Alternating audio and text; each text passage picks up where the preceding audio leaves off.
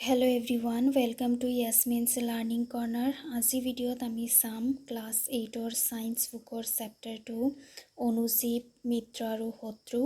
So আমি অনুজীৱৰ শ্ৰেণী বিভাজন চাই আছিলোঁ আৰু অনুজীৱৰ কথা পঢ়িলে আমি যদি ভাইৰাছবোৰৰ কথা আলোচনা নকৰোঁ তেতিয়াহ'লে আমাৰ টপিকটো ইনকমপ্লিট হৈ থাকিব, কাৰণ ভাইৰাছো হৈছে এনেকুৱা এটা জীৱ যাক আমি অনুজীৱৰ দৰে খালী চকুৰে চাব নোৱাৰোঁ। আমি ইয়াক অনুবীক্ষণ যন্ত্ৰৰ সহায়তে চাব পাৰোঁ। আৰু এই ভাইৰাছবোৰক অনুজীৱ বুলি এই কাৰণে কোৱা নহয় কাৰণ ইহঁতে নিৰ্জীৱ পদাৰ্থৰ দৰে নিৰ্জীৱ চেয়াৰ টেবুল তেনেকুৱা হিচাপে বিহেভ কৰে যেতিয়ালৈকে ইহঁতে কোনো এটা আশ্ৰয়দাতা কোষৰ ভিতৰত নাযায়। তাৰমানে যেতিয়ালৈকে ইহঁতে কিবা জীৱৰ দেহত প্ৰৱেশ নকৰে তেতিয়ালৈকে ইহঁতে নিৰ্জীৱ অৱস্থাত থাকে। সেইকাৰণে ইহঁতক অনুজীৱৰ শ্ৰেণী বিভাজনত ধৰা নহয়। আকৌ যিহেতু ইহঁত খালী চকুৰে দেখিবলৈ পোৱা নাযায়, গতিকে অনুজীৱৰ কথা আলোচনা কৰিলে আমি ভাইৰাছৰ কথাও আলোচনা কৰোঁ।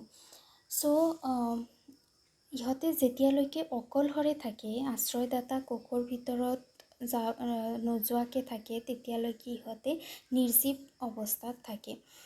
আকৌ যেতিয়া ইহঁতে আশ্ৰয়দাতাৰ দেহত প্ৰৱেশ কৰে, আশ্ৰয়দাতাৰ দেহত প্ৰৱেশ কৰাৰ পিছতহে ইহঁতে প্ৰজনন কাৰ্য সম্পূৰ্ণ কৰিব পাৰে।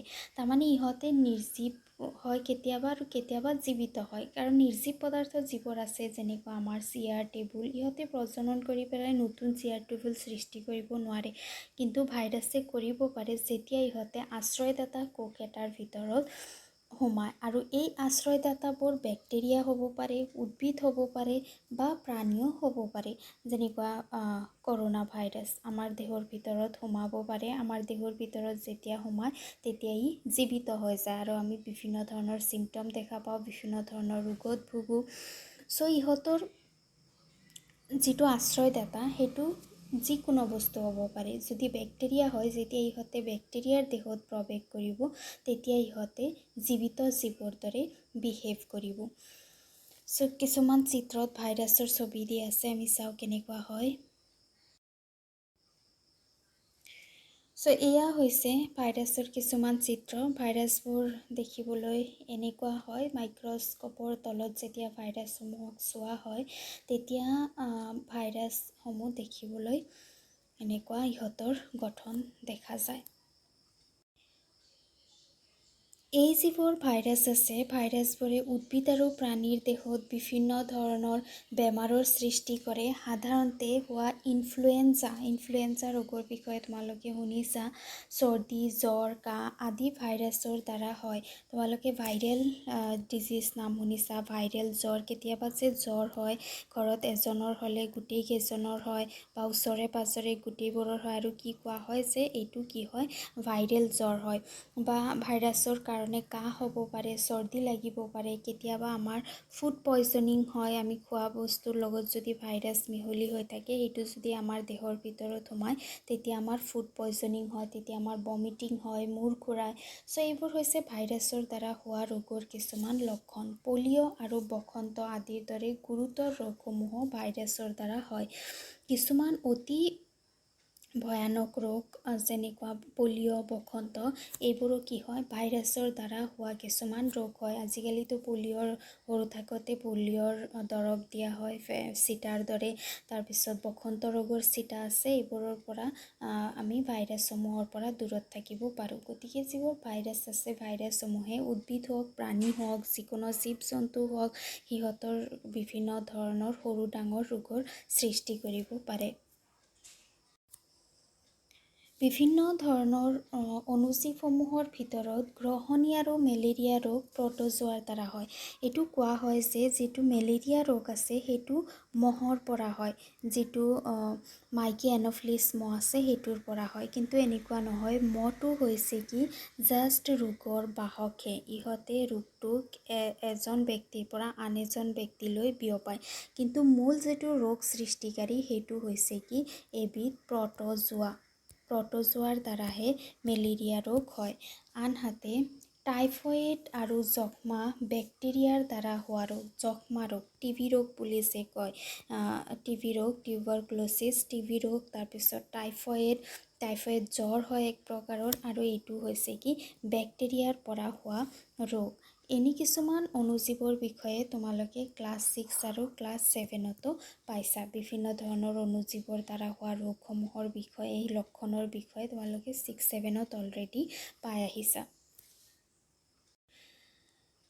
আমি যেতিয়া অণুজীৱৰ শ্ৰেণী বিভাজন পঢ়িছিলোঁ তেতিয়া আমি চাইছিলোঁ বিভিন্ন ধৰণৰ অণুজীৱসমূহ কেনেকুৱা ঠাইত থাকে আৰু ইহঁতৰ এককোষী হয়নে বহুকোষী হয়। চ' ইয়াতে এই বিষয়ে অকণমান আৰু দি আছে। অণুজীৱসমূহ ক'ত বাস কৰে? অণুজীৱসমূহ এককোষী হ'ব পাৰে, যেনেকুৱা বেক্টেৰিয়া, কিছুমান শেলাই আৰু প্ৰটোজোৱা, অথবা কিছুমান বহুকোষী হ'ব পাৰে, যেনেকুৱা এমিবা, শেলাই আৰু ভেঁকুৰ। চ' কিছুমান আছে এককোষী, বেক্টেৰিয়া এটা এককোষীৰ উদাহৰণ, বহুকোষীৰ উদাহৰণ যেনেকুৱা ভেঁকুৰ। তাৰমানে ইহঁতৰ ক্ষেত্ৰত কিছুমান আছে যিটো এটা কোষেৰে তৈয়াৰী, আৰু সেই এটা কোষেই শৰীৰৰ গোটেই ফাংচন পাৰফৰ্ম কৰে, আৰু বহুকোষীবোৰৰ ক্ষেত্ৰত বহুত কোষ থাকে বেলেগ বেলেগ কাৰ্য সম্পূৰ্ণ কৰাৰ কাৰণে। আৰু এই অণুজীৱবোৰে যিকোনো পৰিৱেশতে থাকিব পাৰে, বৰফ আবৃত পৰিৱেশত, গৰম পানীত, মৰুভূমিৰ আৰ্দ্ৰ ভূমিলৈ, সকলো পৰিৱেশতে সিহঁতে থাকিব পাৰে। আৰু এনেকুৱা বৰফ আবৃত ঠাই বা মৰুভূমিত বা বহুত গৰম ঠাইত, যেনেকুৱা আগ্নেয়গিৰিৰ উদগীৰণ, এনেকুৱা ঠাইত বিশেষকৈ বেলেগ জীৱ ইমান পাব নোৱাৰি, কিন্তু অণুজীৱবোৰে তাতো ছাৰ্ভাইভ কৰিব পাৰে। মানুহৰ উপৰিও আন প্ৰাণীসমূহৰ শৰীৰতো ইহঁতক পোৱা যায়। চ' এই যিবোৰ অণুজীৱ আছে এইবোৰ মানুহৰ দেহতো পোৱা যায়, বা বেলেগ যিবোৰ প্ৰাণী আছে সিহঁতৰ শৰীৰতো ইহঁতক পোৱা যায়। কিছুমান অণুজীৱ আন জীৱৰ গাত বৃদ্ধি পায়। তাৰমানে যিবোৰ অণুজীৱ আছে, অণুজীৱবোৰ দুই ধৰণৰ আছে। এক প্ৰকাৰৰ অণুজীৱ আছে যিবোৰে বেলেগৰ দেহত ইহঁতৰ বৃদ্ধি হয়, বেলেগৰ দেহত ইহঁতৰ জন্ম হয়। আকৌ আন কিছুমান আছে যিবোৰে মুক্তভাৱে সৃষ্টি হ'ব পাৰে। এমিবা নামৰ অণুজীৱে গাইগুটীয়াকৈ থাকিব পাৰে, কিন্তু ভেঁকুৰ বেক্টেৰিয়াসমূহে সংঘবদ্ধ থাকে। আকৌ অণুজীৱসমূহৰ ভিতৰত কিছুমান আছে যিবোৰে আইচলেটেড থাকিব পাৰে, অকলে থাকিব পাৰে, যেনেকুৱা এমিবা এঠাইত অকলে থাকিব পাৰে। কিন্তু কিছুমান অণুজীৱ আছে যিবোৰে গ্ৰুপ পাতি থাকে, যিবোৰে থোপ হৈ সংঘবদ্ধ হৈ থাকে, যেনেকুৱা ভেঁকুৰ। আমি যেতিয়া ব্ৰেডত ভেঁকুৰ দেখিবলৈ পাওঁ, তাতে আমি বহুত ভেঁকুৰ দেখিবলৈ পাওঁ, একেবাৰে লেয়াৰ পৰি যায়। ইহঁতে কলনী বনাই পেলাই থাকে। বেক্টেৰিয়াসমূহো তেনেকুৱা কলনী বনাই পেলাই থাকে। চ' যিবোৰ অণুজীৱ থাকে সেইবোৰ বিভিন্ন প্ৰকাৰে বিভিন্ন ঠাইত থাকে। ইয়াৰ পিছত আছে অণুজীৱ আৰু আমাৰ সৈতে অণুজীৱৰ কি সম্পৰ্ক আছে, মানুহৰ আৰু অণুজীৱৰ সম্পৰ্ক কি আছে।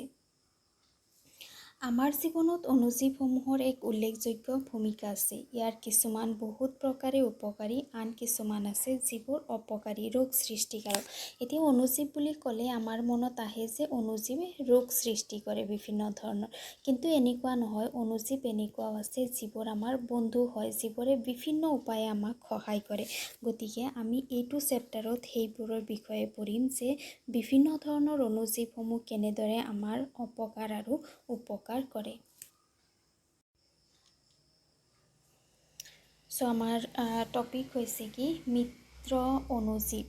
অণুজীৱ কেনেকৈ আমাৰ ফ্ৰেণ্ড হয়, যিটো আমাৰ বুকৰ নামো হয় অণুজীৱ মিত্ৰ আৰু শত্ৰু। প্ৰথমতে আমি চাম যে অণুজীৱবোৰ আমাৰ ফ্ৰেণ্ড কেনেকৈ হয়, তাৰপিছত আমি চাম অণুজীৱবোৰ কেনেকৈ আমাৰ ইনেমি হয় বা কেনেকৈ আমাৰ শত্ৰু হয়। চ' এই যিবোৰ অণুজীৱ আছে, অণুজীৱসমূহে আমাক কেনেকৈ সহায় কৰে। বহুত এনেকুৱা ধৰণৰ অণুজীৱ আছে যিবোৰ মানুহৰ কাৰণে সহায়ক হয়, মানুহক বিভিন্ন উপায়ে সহায় কৰে, আৰু অণুজীৱবোৰক আমি বহুত কামতো ব্যৱহাৰ কৰোঁ, যেনেকুৱা ঘৰুৱা সামগ্ৰী প্ৰস্তুত কৰাৰ কাৰণে, যিবোৰ কেক, তাৰপিছত ব্ৰেড, দৈ ইত্যাদি প্ৰস্তুত কৰাৰ কাৰণে অণুজীৱ ব্যৱহাৰ কৰা হয়। আমি চাম কেনেদৰে এইবোৰৰ পৰা দৈ কেনেকৈ প্ৰস্তুত হয়, কেক কেনেকৈ প্ৰস্তুত হয়, আমি পিছত চাম। তাৰপিছত যিবোৰ ইণ্ডাষ্ট্ৰিয়েল সামগ্ৰী আছে, কাৰখানাত প্ৰস্তুত কৰা সামগ্ৰী যেনেকুৱা এলকহল জাতীয় সামগ্ৰী, তাৰপিছত এণ্টিবায়'টিক। এতিয়া চোৱা, এণ্টিবায়'টিকত এটা ষ্টৰি আছে। এণ্টিবায়'টিক যিটো হয় সেইটো খাই পেলাই অনুজীৱৰ দ্বাৰা সৃষ্টি হোৱা যিবোৰ ৰোগ আছে সেই ৰোগসমূহৰ পৰা আমি হাত সাৰিব পাৰোঁ। আকৌ এই এণ্টিবায়'টিক অনুজীৱৰ পৰাই প্ৰস্তুত কৰা হয়। বুজি পাইছানে? কিছুমান অনুজীৱ আছে যাৰ দ্বাৰা আমি এণ্টিবায়'টিক প্ৰস্তুত কৰিব পাৰোঁ। আকৌ কিছুমান অনুজীৱ আছে যিয়ে আমাক ৰোগ সৃষ্টি কৰে আৰু সেইটো ৰোগত অনুজীৱৰ দ্বাৰা সৃষ্টি কৰা এণ্টিবায়'টিকৰ প্ৰয়োজন হয়। গতিকে যিবোৰ মিত্ৰ অনুজীৱ আছে সেইবোৰে এণ্টিবায়'টিক প্ৰস্তুত কৰি দিয়ে আৰু যিবোৰ শত্ৰু অনুজীৱ আছে সেইবোৰে আমাক বিভিন্ন ধৰণৰ ৰোগৰ সৃষ্টি কৰে। ইয়াৰোপৰি উদ্যোগসমূহত যেনেকুৱা এনজাইম, যিবোৰ উৎসেচক আছে, বিভিন্ন ধৰণৰ বিক্ৰিয়া হোৱাৰ কাৰণে যিবোৰ উৎসেচকৰ প্ৰয়োজন হয়, উৎসেচকসমূহ প্ৰস্তুত কৰাৰ কাৰণে, এচিডসমূহ প্ৰস্তুত কৰাৰ কাৰণে এই অনুজীৱসমূহক ব্যৱহাৰ কৰা হয়। ইয়াৰোপৰি নম্বৰ 3, পুতিজল উপচাৰণত। পুতিজল মানে হৈছে কি, ঘৰৰ পৰা নিৰ্গত হোৱা যিবোৰ লেতেৰা পানী আছে, আমাৰ কিটচেনৰ, আমাৰ বাথৰুমৰ পৰা যিবোৰ লেতেৰা পানী ওলায়, সেই লেতেৰা পানীবোৰ যদি আমি পোনে পোনে জলাশয়ত, নদী, পুখুৰী ইত্যাদিত আমি এৰি দিওঁ, তেতিয়াহ'লে এইবোৰে পানী দূষিত কৰি পেলাব। গতিকে ইয়াক উপচাৰণ কৰিব লাগে আৰু সেই উপচাৰণ কৰে কোনে? অনুজীৱসমূহত টেংক এটাত ভৰাই দিয়া হয়। তাৰপিছত অনুজীৱসমূহে এই পুতিজলসমূহক ট্ৰিটমেণ্ট কৰে। তোমালোকে ক্লাছ 12ত ভালকৈ পাবা পুতিজল উপচাৰণৰ বিষয়ে। তাৰপিছত গোবৰ গেছ, তোমালোকে নাম শুনিছা, গাঁওসমূহত গোবৰ গেছ ব্যৱহাৰ কৰা হয় শক্তিৰ উৎস হিচাপে। ৰন্ধন গেছ, গোবৰ গেছ হৈছে এনভাইৰনমেণ্ট ফ্ৰেণ্ডলি গেছ। এই গেছ ব্যৱহাৰ কৰিলে ই পৰিৱেশ প্ৰদূষিত নকৰে। ইভেন পৰিৱেশত যিবোৰ লেতেৰা আৱৰ্জনা, গৰুৰ মলমূত্ৰ, সেইসমূহো ইয়াতে কি হৈ যায়? ব্যৱহাৰ হৈ যায়। আৰু এই ক্ষেত্ৰত গোবৰ গেছ প্ৰস্তুতকৰণত অনুজীৱে এক বিশেষ ভূমিকা পালন কৰে। ইয়াৰোপৰি ই জৈৱ গেছ হিচাপে কাম কৰে। জৈৱ গেছ হিচাপে কাম কৰে মানে কি, জীৱিত অনুজীৱসমূহে জৈৱ সাৰ হিচাপে, তাৰমানে জীৱিত যিবোৰ অনুজীৱ আছে, অনুজীৱসমূহে সাৰ হিচাপে কাম কৰে, খেতি পথাৰত সাৰ হিচাপে কাম কৰে। ইয়াৰোপৰি যেতিয়া জীৱ জন্তুসমূহ মৰি যায়, মৰি যোৱাৰ পিছত জীৱ জন্তুসমূহক পচন ঘটাই পেলাই, ভাঙি পেলাই ইহঁতে কিছুমান দৰকাৰী ফৰ্মলৈ ৰূপান্তৰিত কৰে আৰু সেই দৰকাৰী বস্তুবোৰ আমি খেতি পথাৰত সাৰ হিচাপে ব্যৱহাৰ কৰিব পাৰোঁ। বা যেতিয়া জীৱ জন্তু, গছ গছনি ইত্যাদি মৰি যায়, সেই মৰা অংশখিনিয়ে আমাৰ পৰিৱেশ প্ৰদূষণ কৰিব পাৰে, গেলা গোন্ধ ওলাব পাৰে। গতিকে অনুজীৱসমূহে এইবোৰক ভাঙি পেলাই ইউজফুল ছাবষ্টেন্সত ৰূপান্তৰিত কৰে। গতিকে অনুজীৱসমূহ কি হয়? আমাৰ মিত্ৰ হয়। আমি ইয়াৰ নেক্সট ভিডিঅ'ত চাম যে দৈ কেনেকৈ প্ৰস্তুত কৰা হয়, কেক প্ৰস্তুতকৰণত কেনেদৰে অনুজীৱে ভূমিকা পালন কৰে, ইয়াৰ ভূমিকা কি হয়, কেনেদৰে কি কৰে, নাম কি হয়, কোনটো অনুজীৱ কোনটো প্ৰক্ৰিয়াত ব্যৱহাৰ কৰা হয়, সেই বিষয়ে চাম। ভিডিঅ' কেনেকুৱা পালা জনাবা। ভাল লাগিলে লাইক কৰিবা, ফ্ৰেণ্ডৰ সৈতে শ্বেয়াৰ কৰিবা আৰু চেনেল ছাবস্ক্ৰাইব কৰিবা। Thank U.